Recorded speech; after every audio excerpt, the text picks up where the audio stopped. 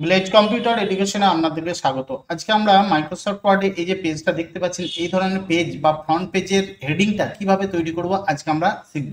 এবং মাইক্রোসফট ওয়ার্ডে এই ডিজাইনটা এবং এই লোগোটা দিয়ে কিভাবে আমরা এই পেজটা তৈরি করব মাইক্রোসফট ওয়ার্ডে আজকে আমরা দেখব। চলুন দেখা যাক। প্রথমে দেখুন আমরা চলে যাব নিউতে যাওয়ার পর ব্ল্যাঙ্ক ডকুমেন্টস ক্লিক করব। ক্লিক করার পর দেখুন আমাদের কাছে সামনে একটা নতুন পেজ চলে এসেছে। এরপর আমরা ক্লিক করব পেজ লেআউটে। পেজ লেআউটে যাওয়ার পর সাইজে ক্লিক করব। সাইজে ক্লিক করার পর আমরা এখানে A4 সাইজ নিয়ে নেব। নেওয়ার পর চলে যাব আমরা ডিজাইনে। ডিজাইনে যাওয়ার পর আমরা এখানে পেজ কালার নিয়ে নেব। যে কোনো একটা পেজ কালার আপনারা এখানে নিতে পারেন। এই ধরনের পেজ কালার একটা নিয়ে নিলাম। এরপরে ইনসার্টে ক্লিক করব। ইনসার্টে ক্লিক করার পর আমরা চলে যাব সিম্বল।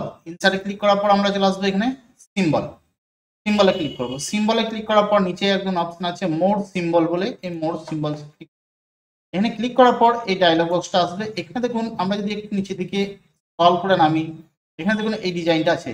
দেখুন এই দেখুন একটা ডিজাইন, এই ডিজাইন, এখানে দেখুন এই ডিজাইনটা আছে। আমরা এখানে ক্লিক করব। ক্লিক করার পর ইনসার্টে ক্লিক করব।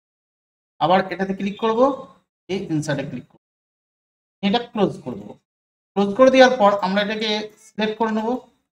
কন্ট্রোল A দিয়ে বা মাউস দিয়ে সিলেক্ট করার পর হোমে চলে যাব। হোমে যাওয়ার পর আমরা এর মতো সাইজটাকে বড় করে নেব। বড় করে নিলাম, আর একটু ছোট করে নিলাম। এরপরে এটাকে সিলেক্ট করলাম। সিলেক্ট করার পর আমরা একটা কালার করে দিলাম। নিয়ে এটাকে কপি করলাম বা এটাকে কপি করলাম, গোটাটাকে কপি করে কন্ট্রোল C করে এখানে কন্ট্রোল V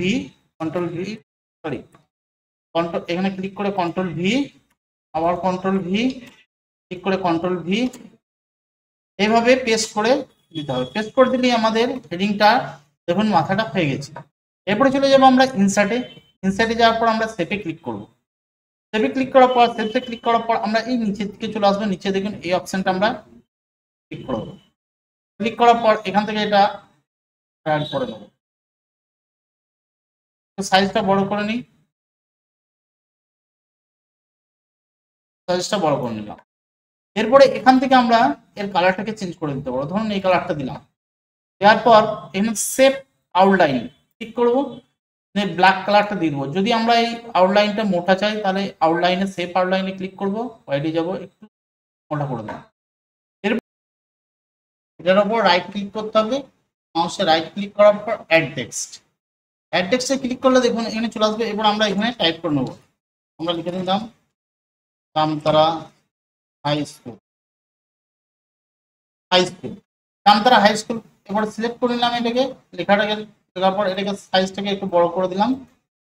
বড় করে বাইরে ক্লিক করে দিলাম। দেখুন এখানে চলে এলে এখান থেকে আমরা ডিজাইনটাকে চেঞ্জ করতে পারি। লেখার ডিজাইনটাকে আমরা এখান থেকে চেঞ্জ করে দিতে পারি। দেখুন এখানে বিভিন্ন ধরনের ডিজাইন আছে, যেটা ভালো লাগবে সেই লেখাটা আমরা এখান থেকে দিতে পারি। ধরুন এটা ভালো লাগছে, ক্লিক করে দিলাম। এরপরে দেখুন জামতারার নিচে একটা লাল দাগ আছে, রিভিউয়ে ক্লিক করব, স্পেলিং অ্যান্ড গ্রামারে ক্লিক করব এবং ইগনোরসে ক্লিক করে দেবো। তাহলেই দেখুন একটা মেসেজ দিল ওকে, লাল দাগটা চলে এসেছে। এরপর দেখুন এই প্রজেক্টটা তৈরি হয়েছে। এবার প্রিন্ট আউট দিয়ে দিলেই এই পেজটা আমার বেরিয়ে চলে যাবে। যদি ভিডিওটা ভালো লাগে অবশ্যই লাইক করবেন, কমেন্ট করবেন, শেয়ার করবেন। চ্যানেল নতুন হলে চ্যানেল সাবস্ক্রাইব করবেন। ভিডিওটা দেখার জন্য আপনাকে অনেক অনেক ধন্যবাদ।